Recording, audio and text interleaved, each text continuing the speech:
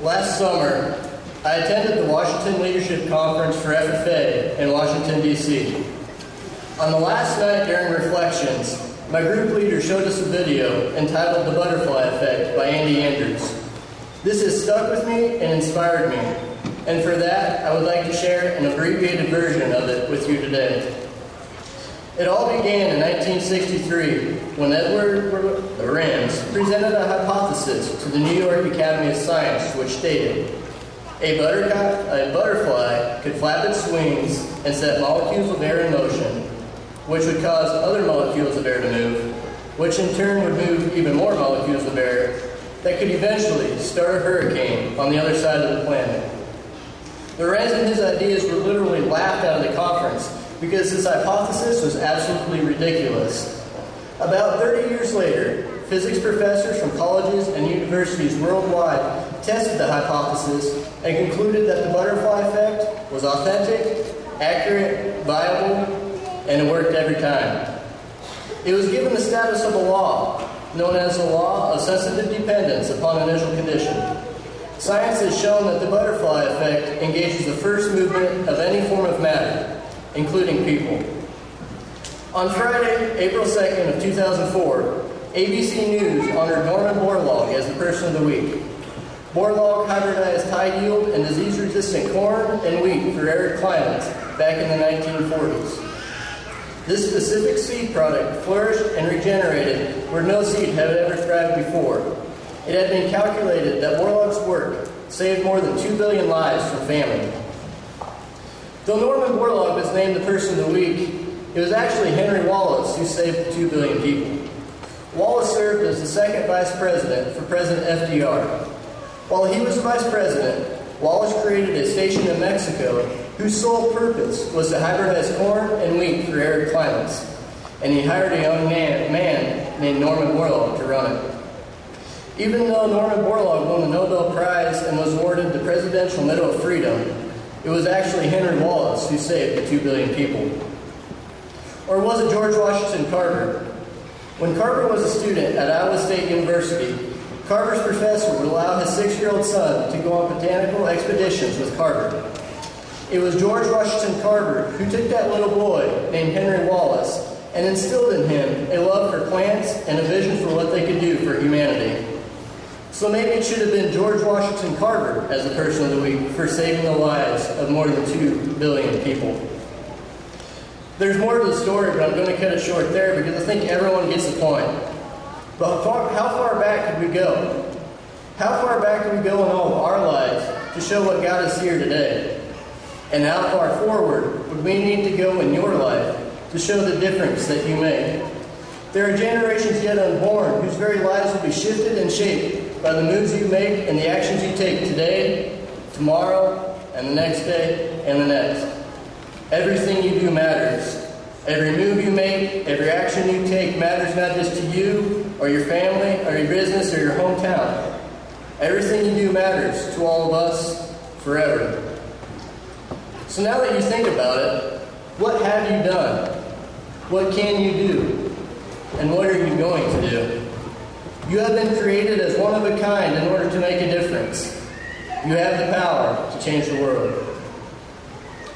At this time, I'd like to lighten the mood a little bit and share a good memory of our class as we went through school. So we start in kindergarten, and I had a birthday party at the Pizza Hut, and I specifically remember Clayton Lang saying that he was going to take it easy and not eat very much. He ended up having 4 slices of pizza as a kindergartner, taking it easy. In first grade, a light fixture fell on Dylan Smedra and Jason Felton while watching a movie during one of Mrs. Janine Wozniak's lessons. We feared watching a movie with her again for the rest of the elementary. In second grade, Clayton Cowan stuck a paperclip in an electrical outlet. The only reason I remember this is because it happened on the 1-year anniversary of 9/11. I don't know why I remember that. I can't remember anything from 3rd grade or from 4th grade. 5th grade was the year that Caitlin Augustine and I had our mothers for teachers. I believe this was the first time in Ord Elementary history that both teachers had a child in the same class. So Caitlin, if all else fails, we go down in history for something. Can't remember anything from 6th grade. Elementary was kind of a blur. In 7th grade, we moved over to the high school and we got our lockers. I shared with Cole, and I remember the first day we were at our lockers, and he made me take the top shelf because he was too short to reach it. For those of you who don't know Cole, he's about this tall now. He grew, I didn't. In 8th grade, Dylan Miller wrote a story for 8th grade English about me being old since I was the oldest in the class. It cut on very well, and his jokes are outrageous, but I'll even admit that they're pretty good. But practically the entire FFA calls me an old man, and a lot of my class does too, even though I'm not the oldest one anymore. And I must really be getting old because I can't remember anything worth sharing for grades 9 through 12. Just kidding. But seriously, these last 4 years have been hard to come up with for some reason. Don't worry, it's not Alzheimer's yet, it's just sometimers. It's pretty bad when I started making old jokes about myself too, so Miller, you've done a good job. Freshman year, we were on our way to state range judging, and Dylan Miller wanted to go swimming in the Ogallala Aquifer. He was serious about it too. Our junior year, during American history, Cindy McKinney suggested that I should become the president someday. She's not the first person that's told me this either. And I've always loved American history and government, but there are two problems. Number one, nobody likes politicians. And number two, I like to feel loved. So that's out the window. And then finally, our senior year. I thought long and hard about which memory to share for this one, and I think it's appropriate to share today. Today is the last day that our class assembles as one at Ord High School. This is the best class that I could ever ask for, and I love everything about our class. I love all you guys, and I don't know what I'm going to do next year. But one thing I do know, these years have been awesome.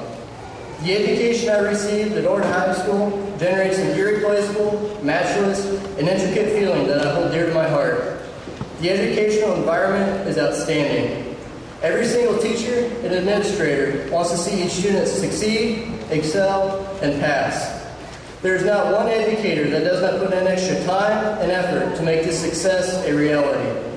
They truly go beyond what is expected. These educators have made my education an enjoyable experience, and there has never been a day when I did not have fun at school. Their positive influence drives me to continue my educational success at the next level. I thank everyone who has helped me get to where I am today because of your butterfly wings, and I'm ready to spread my wings and make a difference. May God bless all of you, and may God bless America. Thank you.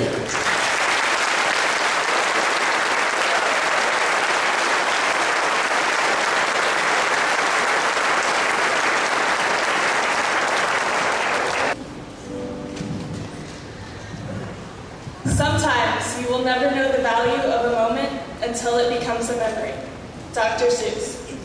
Like many of us, I am guilty of not completely realizing what I have until after that moment has passed.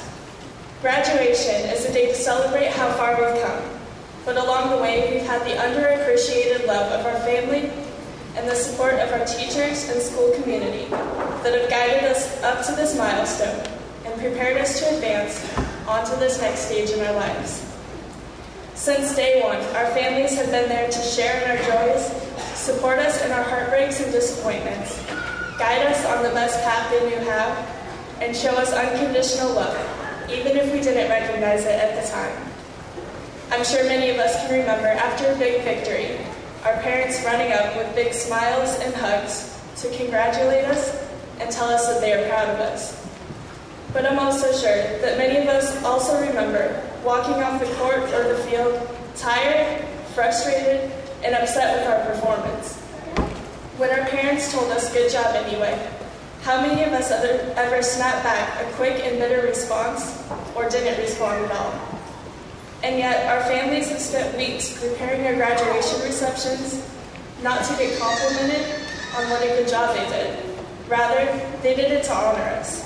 They want this to be the most special day that they can create for us, to show us off and to show their pride in us. Underappreciated love. We have spent the last couple of months anxiously awaiting the last day of high school. In fact, we get so caught up in finishing this stage in our lives and moving on that we don't understand all that we've been given. Those of us going off to college will soon come to appreciate our free education that we received in high school. Even if in 20 years we don't remember the chemical formula for cell respiration, or the entire process of a bill becoming a law, I am confident that the very best teachers love what they do, and they go the extra mile to see their students succeed. And what a coincidence it is that the best teachers all decided to teach right here in Orr. Mrs. B, between you and my calculus table partners Cody and Dusty, you three must have explained to me at least 10 times how to integrate logarithms before it all finally clicked for me. Mr. Alexander, who brought donuts to the FFA Access to congratulate us on a successful state convention. Mrs. Krumel, who had scholarship and college information rounded up for us and handed to us on a silver platter. Mr. Landsman, who took the time to talk to me and listen to me ramble on because he could tell I had something weighing on my mind. The secretaries in the office who always greeted me with a smile on my way in from school to work. The janitors who work long, hard hours with hardly a thanks at all. The list goes on and on. Underappreciated support. Every single person in this room has in some way impacted another's life. To every teacher and coach who has ever taken the extra time to help out a struggling student, thank you. To our friends and community supporters who stand beside us and cheer us on, thank you. To every parent in this room who has ever loved their child through the highs and the lows in our lives, shared our joy, and helped us overcome obstacles and grow into the young adults we are today, thank you. You are appreciated. Could I and my classmates join me in showing our love and appreciation for all who have helped us reach this point?